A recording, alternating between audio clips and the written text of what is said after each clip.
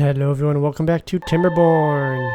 This is episode 16 of the road to 1000 beavers. As you can see, a bad tide is 0.3 days from arriving, and once that hits we're going to go ahead and take a look and see if these irrigation barriers can actually protect some of these trees.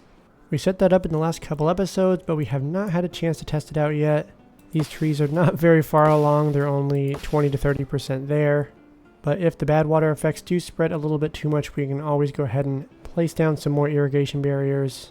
And so we have a 7-day long bad tide. That is not too long, but it is one of the longer bad tides that we've experienced so far. And so we'll give it a little bit to start filling this up with bad water. It is going to push some of the water through this system over here.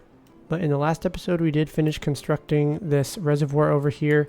As you can see, we have a lot of dynamite placed down. I ended up deciding that I wanted to actually clear out the dirt blocks ahead of time so we can go ahead and detonate some of these dynamites. And then at some point during the last episode we started increasing in wood. Looks like we're up to about 1,600 in total. And we do have a lot of trees over here in the district of Bavaria.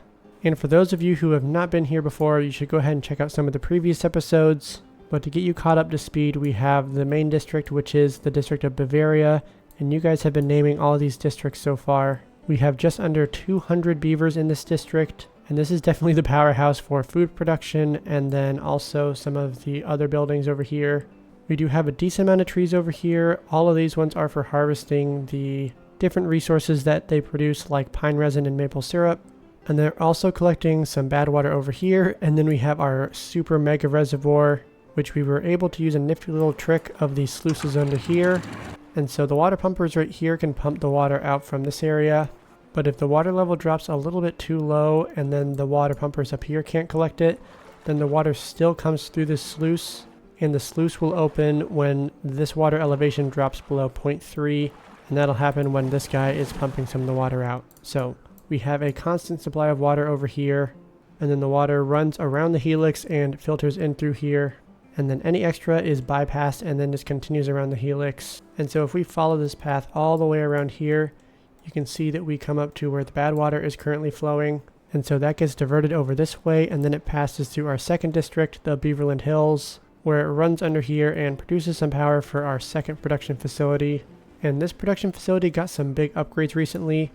Not only did we add a lot of buildings over here, but we have a bunch of these gravity batteries, plus we have an entire other set of water wheels.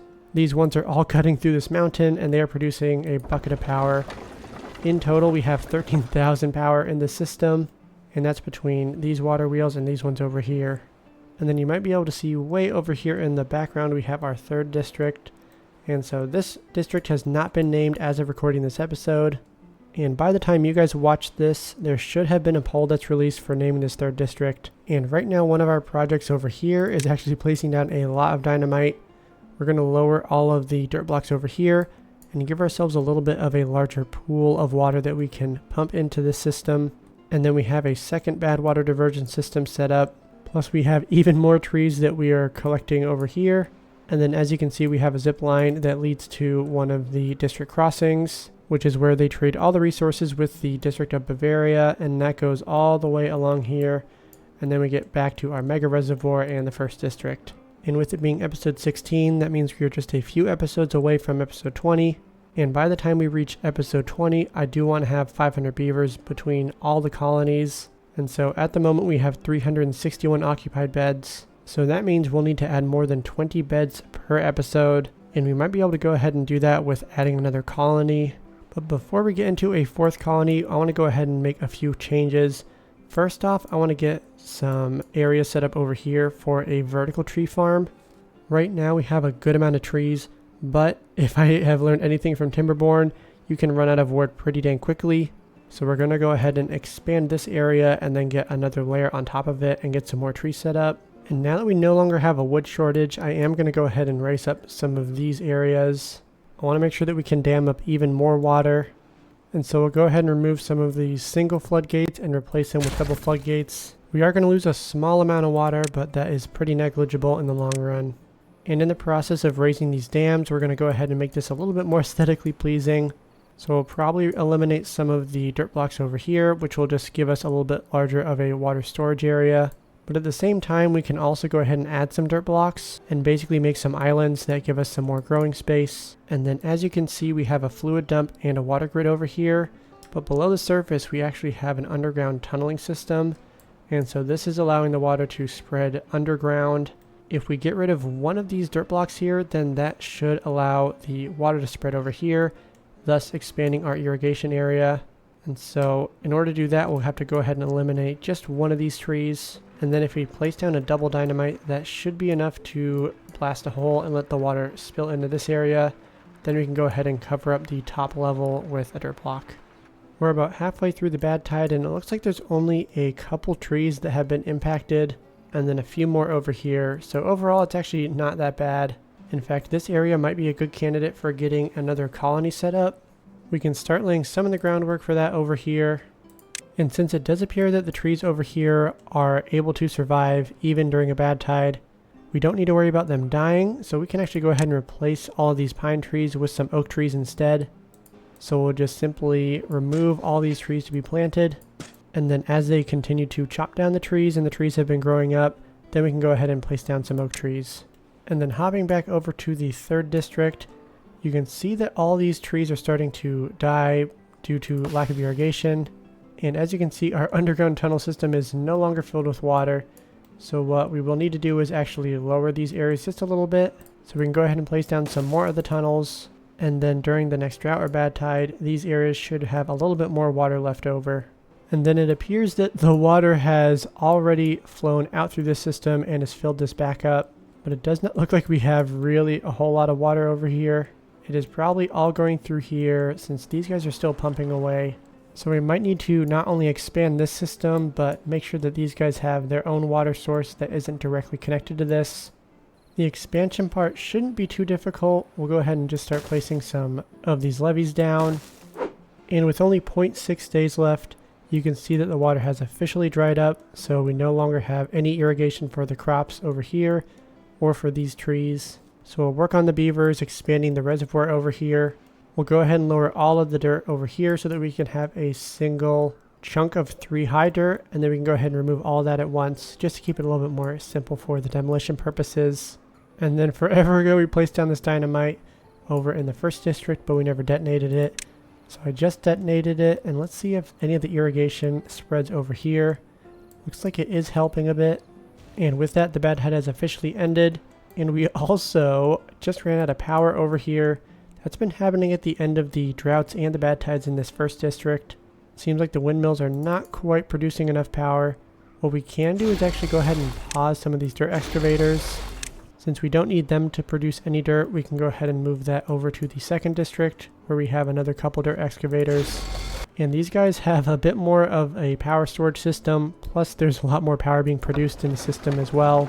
So what I would like to do is actually close this whole section off from getting any bad water over here. And so we can go ahead and start by placing some levees down all along here. But we are going to have to cut off the power system. If we go ahead and build some temporary power shafts around here, then we can go ahead and remove them. But we'll go ahead and save that until a little bit later. And as you can see, we are beginning cycle 22. We are on the 1st day. And it looks like the bad water has been pushed out of the system already. It's just hanging out at the bottom here. It is no longer flowing, and so now the water is circulating all the way around, and soon it will be filling up our reservoir once again. And the beavers have already made some excellent progress over here. There's just a couple more levees that they need to place down, and then they can go ahead and place down these power shafts, and then we can go ahead and finally get these platforms removed. And then as you can see, we have some water starting to fill up the reservoir once again. It looks like the beavers were just running at the end of what they could reach with these water pumps. So we are consuming a decent amount of water. We have over 8.8 thousand water stored up now. And then with this guy below, it seems like we have plenty of access to water, which is excellent news. And then I did see that one of you commented that the wet fur feature is not applied for buildings in water anymore. So this evening we'll have to go ahead and check back in and see if all of these beavers are getting the wet fur category satisfied. And then it looks like the tunnels over here were completed, so now we have some more 3x3 grids. And that should keep this section irrigated longer during the droughts and bad tides. And then we'll want to do the same over here. And then a decent amount of the overhangs have been placed down for the tree farm. So once they continue placing down some more, then we can go ahead and start getting some dirt blocks placed on top of here. And then the water has returned through the first district, so it is starting to fill up our reservoir over here. And then we can also start placing down some dynamite over here, plus we'll get some dirt blocks in to expand our potential tree farm. What I'll probably end up doing is adding in a zipline over here. We don't necessarily need to have both of these ones right here, since I think I'd prefer to have the zipline go directly over here, because we'll actually be using this space for the tree farm. And these two zip lines are really just so that we could have constructed all this stuff. So they're not necessary to keep in the future. And so once again, we are running low on wood. We have about 250. And it does look like we placed down all the dynamite over here. So let's go ahead and detonate it. And then with our wood shortage and the fact that we have so many trees over here, plus we have some unemployed bots, let's go ahead and see if we can squeeze in a few more lumberjack flags. Now to me, it seems that you should be able to place lumberjack flags underneath these platforms, but for some reason we can't. Yet you can place medical beds under here. I just don't understand that. But we can go ahead and switch a couple of these to bots now. And it looks like we have had a little bit of flooding over here. The water has backed all the way up, so we lowered it back down from 1.7 to 1.65. And then we've also been placing down some dynamite, so we'll go ahead and detonate some of that. And so we are nearly at the point that we can go ahead and expand the reservoir over here. We'll just need to place down these last few levees and then detonate the dynamite over here. And then we can go ahead and lower this level even more, and we'll start removing some of these levees over here. On the back, let's go ahead and start adding in some dirt blocks. That way we can go ahead and smooth out this stream channel just a little bit. And so now that we have all of the levees placed around the perimeter, we can actually go ahead and start removing some of the levees on this side to let the water fill into here. So we'll go ahead and remove this first one and watch the water start filling in this area. And then once the beavers have placed all the dynamite over here and they no longer need to access the stairs, then we can go ahead and remove these levees and expand the entire system completely.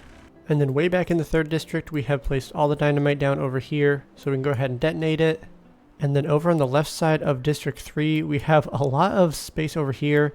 If we start putting some dirt blocks down, then we're going to have a lot more usable space. So let's go ahead and start that project and give the beavers something to work on. And then doing a quick resource check, it does look like we are running a little bit low on bot chassis and then also bot limbs, which we are completely out of at the moment. And then we also have excess bots who they're not doing anything. So we can actually go ahead and reduce the amount of bot assemblers we have. So if we have this one with only one timber bot in there and then two in the other one, that should give us a chance to catch up on how many resources we have, specifically the chassis and the limbs, and then reduce how many extra bots that we have. We can go ahead and turn back on the dirt excavators since we are pretty much out of dirt in this district. Looks like we've been producing a good amount of extra power since gravity batteries are more than halfway charged up. And it looks like we have a bad tide approaching in 3 days.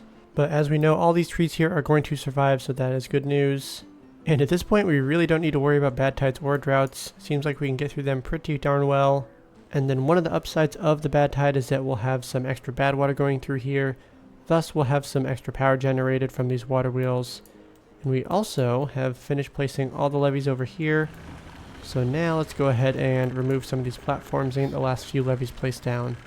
And so it looks like we actually don't have any dirt in this district. So these guys are not going to be able to get much of this completed at the moment. We have 1.3 thousand in total, but it looks like most of that is in this second district. So as the bad tide is beginning, you can see that we have some of the beavers over here placing down some overhangs. And then we'll be able to place down some more houses, try and get that beaver population up a little bit. We do have some vacant jobs in this district, so this is the perfect candidate for getting some more housing. And unfortunately, it looks like we are actually running a little bit short on planks in this district. As you can see, we only have 4 in total, even though they have almost 200 wood, which is a decent amount. But there's not really a good way for plank production to ensue, since we don't have that much power over here. In fact, we actually have no power. We could place some water wheels down here, although it's not going to be super easy to do that, and it's going to be pretty diagonal. So I don't think it would be the most efficient if we were to place it here.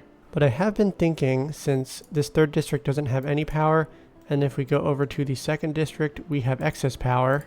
During the wet season and the bad tides, we are producing over 13,000 power, and that's way more than we need for this district. So if there's a way that we could connect that over here, then we would be pretty darn set. So I think what I want to do is start working on a super mega project. And so what we'll do is connect these water wheels directly to this third district. but the way that we're going to do it is to go underground. It's going to cost a bit more resources, but if we go ahead and tunnel and then place in some power shafts directly behind them, then I think we have a good chance of completing it. And then before we get the tunnel set up, we'll need to get some of the other transportation networks set up first. So we'll extend our zipline over here, and then we'll have a space for them to exit this area. But first we'll need to make sure they can actually construct all of this infrastructure. So we'll have to set up some temporary paths over here. And then once they have this, they can go ahead and start tunneling. We'll have to figure out the exact route that we want to take. But since we're going underground, we won't have to worry about the dips and valleys all throughout here. And unfortunately, my plan is coming to a screeching halt, because if we start right here, you can see that this is the first level of the block, so we can't go any lower than this.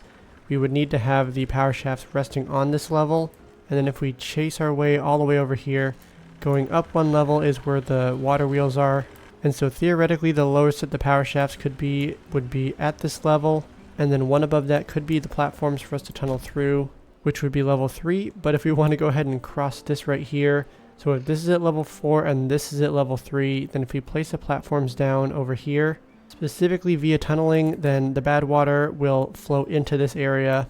Although I do see that we have it blocked off over here, so maybe we could get away with it. We can also go ahead and place down some dirt blocks and basically give ourselves a little bit of a buffer. And unfortunately I already made a big whoopsie. We have some bad water in here, so we'll need to go ahead and block this off. But that means that we probably have some beavers who are going to be contaminated. And unfortunately we don't have an herbalist yet, so we'll have to go ahead and unlock that. And so we have the perfect spot for him right here.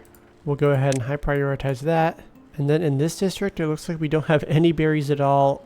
And we also don't have any dandelions. Fortunately we do have some green space over here, so let's go ahead and plant some of both of those. This is only going to take 6 days for the dandelions to grow up and then to produce the actual dandelions. The blueberries, on the other hand, are going to take much longer, 24 days in total.